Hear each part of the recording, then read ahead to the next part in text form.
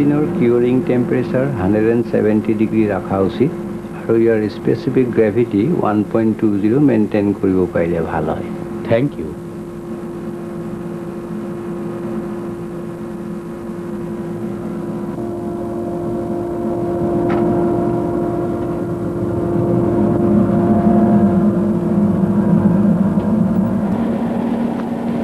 Good morning, sir. Morning. Imdad Hussain, our laboratory scientist, আৰু এখেত mister Phukan, চন্দন ফুকন। কালি আমাৰ ফাৰ্মত জইন কৰিছে মেটেৰিয়েল মেনেজাৰ হিচাপে।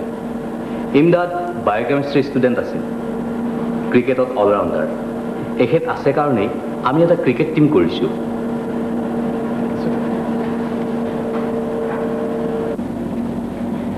অনন্যা, এখেত মিস্টাৰ ফুকন, আমাৰ নতুন মেটেৰিয়েল মেনেজাৰ। অনন্যা দেৱান, আমাৰ আন এগৰাকী চাইণ্টিষ্ট। এওঁ যোৱা বছৰ সোমাইছে। অনন্যায়ো খেলে, কলেজত টেবুল টেনিছ চেম্পিয়ন আছিল। এই কাগজখন অকণমান চাব পাৰোঁনে? নিশ্চয়।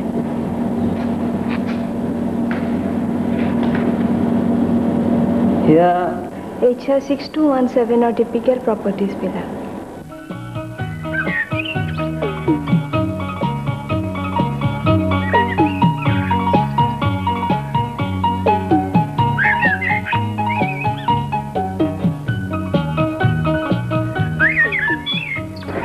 কি কৈছিলো মই? Phenolic resin. Phenolic powder resin system to mold carbon powder at elevated temperature. Right. Sandan, তুমি জিঅলজি ছাত্র। কথাবিলাক বুঝুতে বেছি সময় নালাগিব। লিটারেচার আছে, ল্যাবত সায়েন্টিস্ট আছে। পঢ়ি লোৱা, আলোচনা কৰা, আয়ত্তলৈ আহি যাব। And I am sure তুমি ইন্টাৰেস্ট পাবা। এটা কথা কিন্তু কবই লাগিব। পেট্ৰোলিয়াম বেসড ফেনলিক ৰেজিন এটা নতুন ব্যৱসায়। মই অসমৰ কথা কৈছো দেই। And I am the first SMEs এনে এটা ব্যৱসায়ত নমা।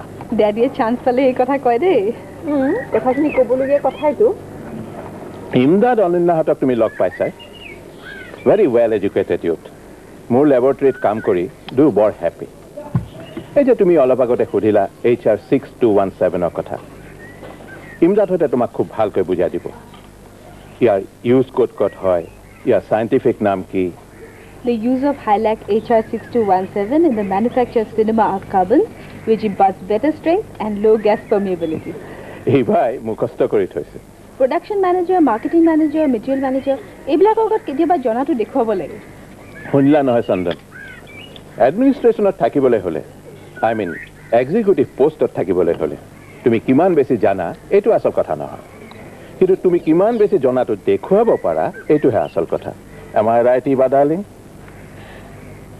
চন্দনা একদম চুপচাপ আছে যে। আন্টি, মোক কিবা কৈছিলা নেকি? তই দেখোন বৰ একান্ত মনে লাগি আছো বাইদেউ। চাচোন, এইটো এসপ্তাহৰ ভিতৰত হ'বনে বাৰু? চন্দনৰ নহয়, দেউতাৰ। জাৰৰ দিনত আমিও কিন্তু চুৱেটাৰ পিন্ধো দেই, নহয় নে ইভা ডাৰ্লিং? হেল্ল', মই ইভাই কৈছো। আৰে সুজাতা বা, আজি হঠাৎ মোলৈ ফোন কৰিলা যে? আড্ডা মাৰিছো। ড্যাডি, আন্টি, চন্দন। ড্যাডিয়ে চন্দনক লেচন দিছে। কৈছো দেখোন ইয়াতে বহি আছে। লাগে মইতো বুজিছো তুমি মোক বিচৰা নাই। সঁচা তুমি মোক মাতিছা? কাৰণটো কৈ দিয়া না। যাম, চিয়ৰ। চন্দনক দিম নেকি? বাৰু কনভে কৰি দিম। গধূলিকৈ যাম, 2 ঘণ্টামানৰ পিছত। অ'কে, বাই। তোমাৰ দেউতাই তোমাক সোনকালে মাতিছে। সুজাতাৰ ফোন? সুজাতাই ছাৰক লগ পালে কেনেকৈ? দেউতাৰ গা বেয়া লাগিছে বুলিছে নেকি? তেনেকেতো একো কোৱা নাই। মই চন্দনৰ লগত গৈ আহোনে? বাৰু আহাগৈ, দৰকাৰ হ'লে খবৰ দিবা, ময়ো যাম। মোক কিন্তু সুজাতা বাৰ ঘৰলৈ মাতিছে। সুজাতাই মাতিছে? দৰকাৰ আছে বুলি ক'লে, কিন্তু দৰকাৰটো কেনেধৰণৰ সেইটো নক'লে। ঠিক আছে, তুমিও যোৱা। মোক কিন্তু অকলে মাতিছে, not even with Chandan. Of course এতিয়া নহয়, 2 ঘণ্টামানৰ পিছত। অৱশ্যে চন্দনৰ নতুন চাকৰি কৰি কেনেকুৱা লাগিছে, অফিচত বহি থাকোঁতে চাবলৈ কেনেকুৱা হৈছে, সেই বিষয়ে সুধিছিল। মই ক'লো কথা পাতা যদি পাতা, মোক ক'লে তোমাক লগ পাবই। তুমি সুজাতা বাক সদায় লগ পোৱা নেকি চন্দন? সদায় কেনেকৈ লগ পাব? কেতিয়াবা কেতিয়াবা পাওঁ। কেতিয়াবা। ডেডি আণ্টিহঁতে তোমাৰ গাড়ীখন লৈ যাওক মই মোৰখন নিওঁ ঠিক আছে তাৰ আগতে মোক অফিচত ড্ৰপ কৰি আহকগৈ তুমি 2 ঘণ্টামানৰ পিছতহে যাবা বাইদেউ গৈ আহকগৈ মই অফিচ শেষ কৰি যাম গুড পিছে চিটুৱেশ্যনে ডিমাণ্ড কৰিলে আমি কনচিডাৰ কৰোঁ মই বুজৰ বৰুৱাক কৈ দিম তুমি ঘৰলৈ যোৱা চন্দন ছোৱালী কথাটো হ'ল ডাক্তৰ হেনো কৈছে কনষ্টেণ্টলি তলমূল কৰি লেখা পঢ়া কৰাটো হেনো বেয়া এইখিনি যে বিষটো হৈছে সেইটো তাৰ কাৰণে মই বোলো দিনটো চন্দনো ওলাই যায় এই কিতাপ পত্ৰবিলাকেইতো মোৰ লগ সি যেতিয়া ৰাতি উভতি আহে তেতিয়া তাৰ লগত দুটামান কথা পাতিব পাৰোঁ সেই তাই ঠিক কৰিলে চন্দনক সোনকালে ঘৰলৈ আনিব লাগে অঁ আমি আকৌ ইফালে উঠাটো খাই দৌৰি আহিছোঁ ভালে হ'ল দে তাত বাপেক জীয়েকৰ লেকচাৰ বহুত শুনিলোঁ তোৰ ভালৰ কাৰণেহে বিজনেছৰ কথাটো শিকাব খুজিছে ইয়াৰ আগতে ফেনলিক ৰেচিনৰ বিষয়ে কেতিয়াবা কিবা শুনিছিলি তেনে প্ৰয়োজন হোৱা নাছিল অঁ অসমতে প্ৰথম কথাষাৰ দেখোন চৌধুৰীয়ে ক'লে এই ফেনলিক ৰেজিন নামটো শুনি আছোঁ বস্তুটো কিয় প্লাইউড ফেক্টৰীত লাগে দেউতা সেই যে প্লাইবৰ্ডবোৰ জাপি জাপি ডাঠ কৰে তাত লগা আঠা তই দেখোন বাইদেউ হিজ মাষ্টাৰ্ছ ভইচ হলি নজনা কথাবোৰ জনাৰ আগ্ৰহ থাকিব লাগে চন্দন ৰামপ্ৰসাদ তই তাক কথাবোৰ ভালদৰে বুজাবি সি বুজিব তুমি তাক বুজাবা দেউতা বিজনেছমেন হিচাপে সুৰঞ্জন চৌধুৰীৰ তুলনা সহজে কাৰো লগত নহয় আৰু তেওঁ দিয়া চাকৰি যিহেতু সি লৈছে তেওঁ বিচৰা মতে বিজনেছটোৰ প্ৰতি আগ্ৰহটো সি দেখাব লাগিব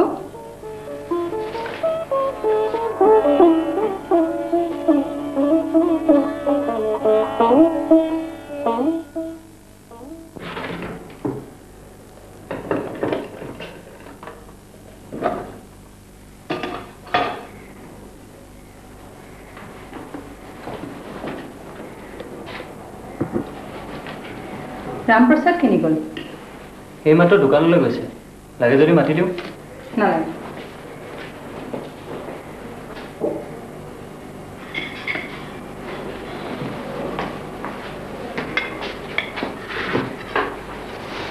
তই ভাবিছ সুৰঞ্জন চৌধুৰীৰ কথাবোৰ মই বেয়া পাইছোঁ নাই পোৱা তই ভাবিছ ফিনলিক ৰেজিনৰ বিষয়ে তেওঁ কোৱা কথাবোৰ মই শুনা নাই শুনিছোঁ ফেক্টৰী চাইছোঁ লিটাৰেচাৰ পঢ়িছোঁ লেবৰেটৰীত 2.5 ঘণ্টা কটাইছোঁ তই খং কৰিছ চন্দন তই মোৰ ওপৰত খং কৰা নাই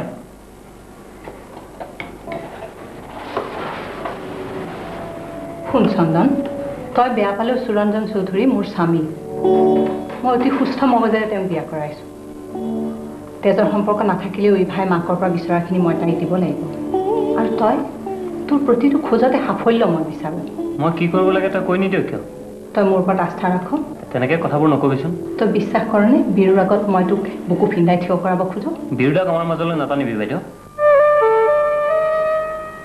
বিৰুক মই ক্ষমা কৰিছোঁ বুলি ভাবিও ক্ষমা কৰিব পৰা নাই চন্দন মোৰ ভাৱ হয় যিজন মানুহে মোৰ কথা বুজিবৰ অকণমানো চেষ্টা নকৰিলে সেইজন মানুহক মই ক্ষমা কৰিমেই বা কিয় তেওঁ তোক অনুগ্ৰহ কৰি দেখুৱাব কিয় তেওঁ দেউতাৰ কাৰণে হটকেছ কিনি আনি দি পুতৌ কৰি দেখুৱাব কিয় তই বহচোন বাইদেউ সুৰঞ্জন চৌধুৰীৰ প্ৰতি তোৰ বিদ্বেষ মোৰ সহ্য নহয় চন্দন ঠিক আছে তেনেহ'লে চৌধুৰীয়ে বিচৰা মতেই মই হিন্দু বুলি ক'ব নোৱাৰ তেখেতে বিচৰা মতেই কাম কৰি যাম হ'ব তেনেহ'লে এতিয়া দেউতাক আৰু এটা কথা ক'বলগীয়া আছে মোৰ কথা তোৰ এই নতুন বাটত ইভাহে নিৰাপদ সংগী হ'ব বাইদেউ অঁ দেউতা গৈছোঁ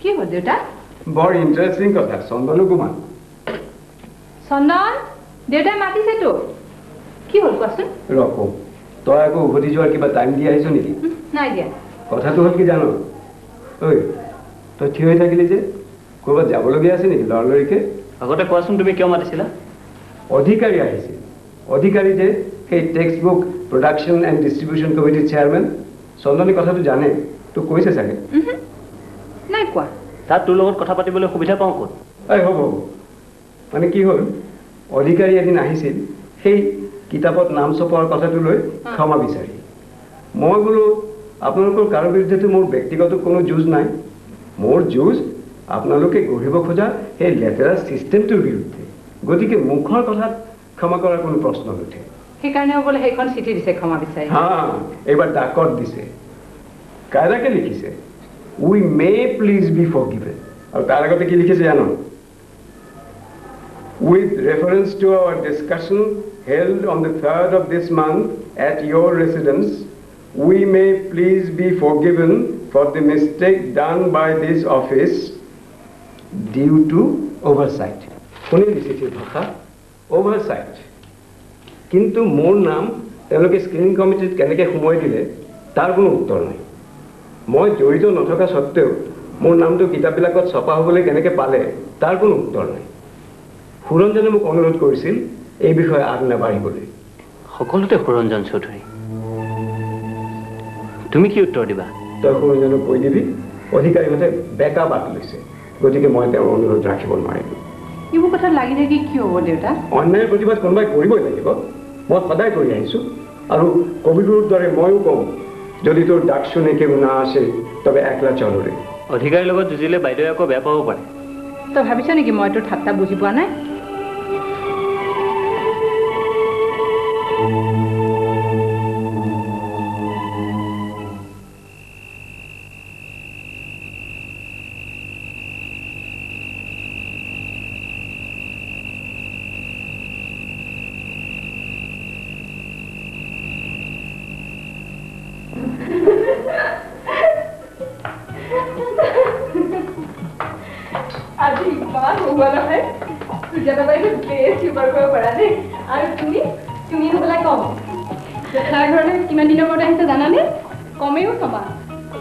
দেখিছা ইভা ভাগিনীয়েক যে অহা নাই মায়ে একেবাৰে ঠিক ঠাক হিচাপ ৰাখিছে আৰে মহানা আৰু বহিব লাগে চোৱা পাক্কা 1.5 ঘণ্টা বহিছো আৰে মহানা তোমাক কিয় মাতিছিলি নুসুধিলে যে কেলে সুজাতা বাই দেখোন অথনি কৈছিল তেওঁৰ বাৰ্থডে আছে বুলি তুমিও যে ইমান আকৰি ইভা মোৰ বাৰ্থডে পতা হ'লে অকল তোমাকহে মাতিলোহেঁতেন নেকি আৰু তেনেকুৱা কিবা ডেটে পতা হ'লে মই তেতিয়াই ফোনত জনাই দিলোহেঁতেন অন্তত প্ৰেজেণ্ট চেজেণ্ট কিবা এটা লোৱাৰ সুবিধা অকণ ল'লোহেঁতেন অ' মা মই পাপাক সুধি আহোঁ নেকি বৰ্তাৰ ওচৰত এবাৰ যায় নেকি যাম বুলি কৈছিল দেখোন ন কনফাৰ্ম হৈ লওঁ যদি পাপা যায় বৰ্তাৰ কাৰণে টিফিন লৈ ল'ম জানা এইবাৰ বৰ্তাই চুজিকা বিৰাট ভাল পায় তুমি বহা হা বৰ্তা কোন তোমাৰ আণ্টি দেউতাক চন্দনৰ ওচৰলৈ সুজাতা বা মানে বৰ্তাৰ ওচৰলৈ সুজাতা বা সদায় যায় এজন ঋষিতুল্য মানুহ সুজাতাই কয় তেখেতৰ ওচৰত 1 ঘণ্টা বহি কথা পতা মানে এখন ভাল কিতাপ পঢ়াৰ সমান চন্দনো আহে ল'ৰাটো বৰ ভাল সদায় আহে সদায় সদায়ৰ কোন তুমিও ভাল কেতিয়াবা মাতি মাতিও আনিব নোৱাৰো দেউতাকে পঠিয়ালে আহে আৰু সুজাতাই কেতিয়াবা জোৰ কৰি ধৰি অনা দিলোঁ এনে মই আহোঁ জেঠাই এটা জৰুৰী কথাৰ কাৰণে মতাইছিলোঁ ইভা জৰুৰী কথা তুমি লাহে লাহে ডাঙৰ হৈ আহিছা বহুতবোৰ কথাই তুমি নিজে বিচাৰ কৰি চাব পৰা হৈ আহিছা সেইবাবে কিছুমান কথা খোলাখুলিকৈ পতা ভাল তুমি কি ক'ব খুজিছা মই বুজা নাই তোমাৰ মায়ে মোলৈ ফোন কৰিছিল তাই ইণ্ডিয়ালৈ আহিছে তোমাক এবাৰ চাবলৈ তাই হেনো বৰ মন গৈছে তোমাৰ মাতটো শুনিবলৈ তাই হেনো বৰ হেঁপাহ হৈছে মোক নাম্বাৰটো দিছে ইয়াৰ পৰা এটা ফোন কৰিবা নেকি তাই 2 দিনৰ কাৰণে শ্বিলঙতো থাকিব তুমি একো কোৱা নাই যে কথা পাতিবা নিজৰ সন্তানক মাকৰ পক্ষে সুদীৰ্ঘকাল এৰি থকাটো বৰ কষ্টকৰ তুমিতো জানাই দূৰ সম্পৰ্ক হ'লেও ৰুবি মোৰ ভনী সৰুতে আমি বৰ ওচৰা চৰিকৈ আছিলোঁ তাই জেদি আছিল সঁচা কিন্তু বৰ মৰমীয়াল আছিল মই উঠোঁ জেঠাই তোমাৰ মায়ে যদি আকৌ ফোন কৰি তোমাৰ কথা সোধে তোমাক যদি চাবলৈ ইচ্ছা কৰে মই কি উত্তৰ দিম সুধিবা সৰু অৱস্থাত মোক কিয় এৰি থৈ গৈছিল সেইবোৰ বহুত কথা ইভা সময় আহিলে নিজেই বুজি পাবা তুমি হয়তো একপক্ষীয় কথাবোৰ শুনি শুনি মাৰাক বেয়া পাইছা জানো দেউতাৰ ওচৰলৈ মাৰ আৰু ঘূৰি আহিব নোৱাৰে সেই বাট বন্ধ হৈ গৈছে কিন্তু তুমিতো মাৰাক দেখা দিব পাৰা ডেডিক নুসুধাকৈ মই একো কাম কৰিব নোৱাৰোঁ ডেডিক মই খুব ভাল পাওঁ মা পাপা আৰে ধৰা উঠিলে যে মই আহোঁ সুজাতা বা ৰ'বা ইভা এই ৰাতিখন অকলে অকলে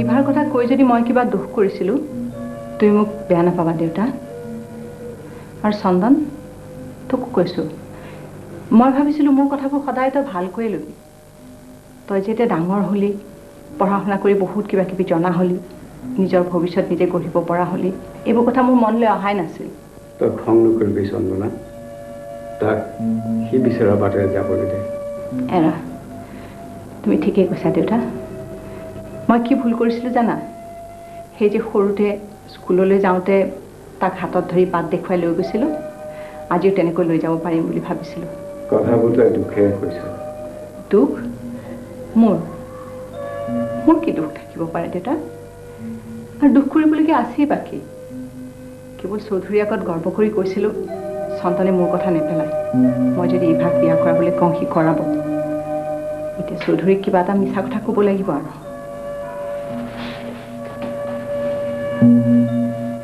চন্দন তই মোক বেয়া নাপাবি হা মই ইভাৰ কথা আৰু কেতিয়াও নুলিয়াওঁ দেউতা মই আহিছোঁ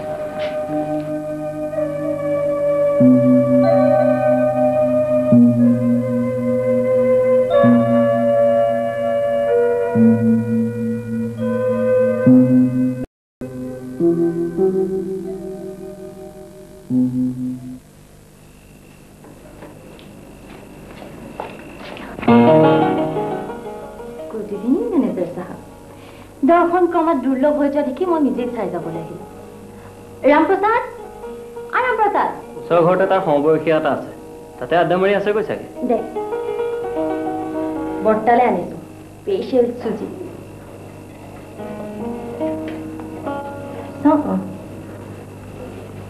তুমিতো যাবা বুলি মই নভবাই হলো ইভা আহিছিল জানা সেইকাৰণে দেৰি হৈ গ'ল বৰ্তাৰ ৰুমত আছেতো আছে তই বাৰান্দাত বহ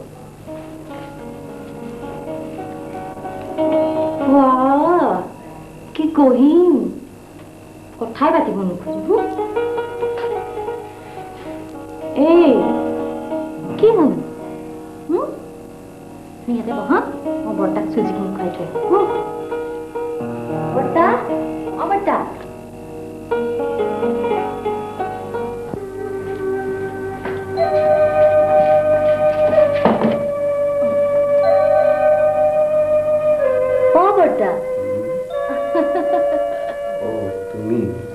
এয়া মায়ে বনোৱা স্পেচিয়েল চুজি আৰু এইখন আপোনাৰ Khalil Gibran reader Khalil Gibran পঢ়িলা মই আপুনি পঢ়ি মোক ক'ব মই নিজে পঢ়ি হজম কৰিব নোৱাৰো বৰ্তা পাপা ৰাতি 8টা 8:30 মানৰ ভিতৰত আহিব মই নলৰামক লগত লৈ আহিছোঁ ৰিক্সা ৰৈ চুজিখিনি উলিয়াই দিওঁ নালাগে পাছত খাম ভিতৰত থৈ আহোঁ নালাগে ৰামপ্ৰসাদক মাতা ৰামপ্ৰসাদ বোলে ইভিনিং ৱাকত গৈছে এই মই নিজে অজয় ল'ম এতিয়া বৰ্তা আমাৰ মেনেজাৰ চাহাবক মাতি আনো ৰ'ব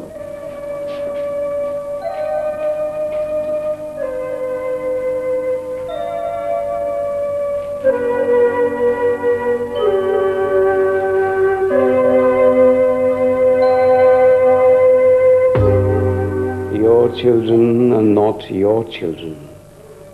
They are the sons and daughters of life's longing for itself. They come through you, but not from you. And though they are with you, yet they belong not to you.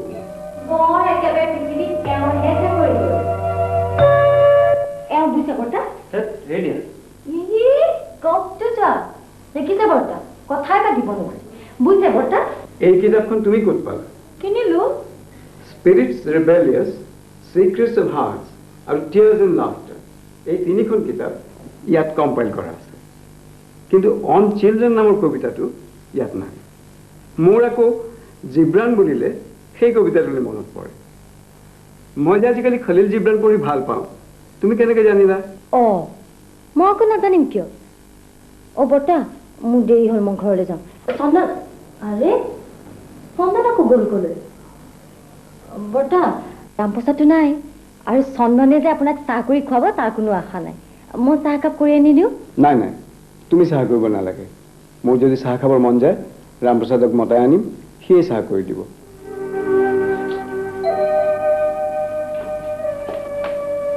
বৰ্তা ক'ৰবাত কিবা এটা খেলি মেলি লাগিছে যেন পাইছোঁ বৰ্তা আপোনাৰ মনটো যেন ফৰকাল নহয় চন্দনো চুপচাপ হৈ বহি আছে কি হৈছে বৰ্তা? একো হোৱা নাই। নাই বৰ্তা, কিবা এটা জৰুল হৈছে। আপোনাকে মোৰ পৰা লুকুৱাইছে।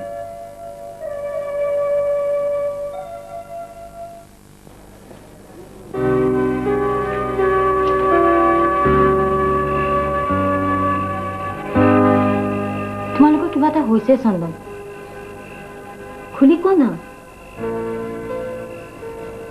মই শুনিব নোপোৱা কিবা হৈছে। এই চন্দন, আৰে মোৰ চকুলে চাই আছা যে, কি হৈছে কোৱা না। তুমি ইয়ালৈ কিয় আহা? এই ঘৰখনৰ মানুহবোৰক কিয় ভাল পোৱা? চোৱা চন্দন, তুমি কি ক'ব খুজিছা মোক খুলি কোৱা চন্দন। যিমান বেয়া কথা হওক মই শুনি চন্দন।